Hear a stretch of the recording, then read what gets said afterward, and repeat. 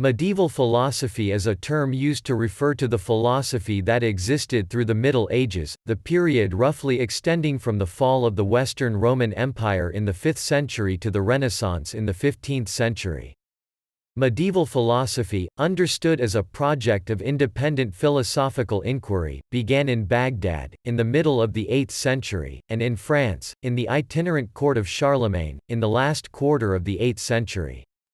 It is defined partly by the process of rediscovering the ancient culture developed in Greece and Rome during the classical period, and partly by the need to address theological problems and to integrate sacred doctrine with secular learning.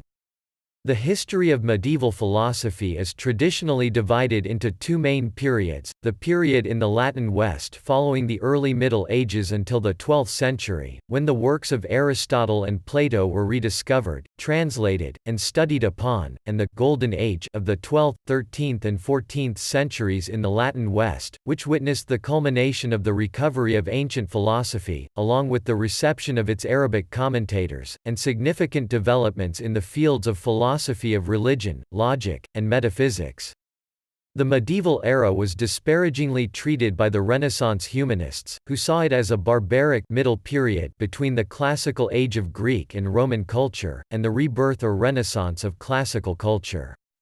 Modern historians consider the medieval era to be one of philosophical development, heavily influenced by Christian theology.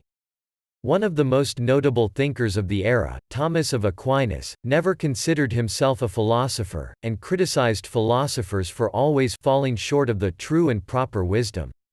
The problems discussed throughout this period are the relation of faith to reason, the existence and simplicity of God, the purpose of theology and metaphysics, and the problems of knowledge, of universals, and of individuation.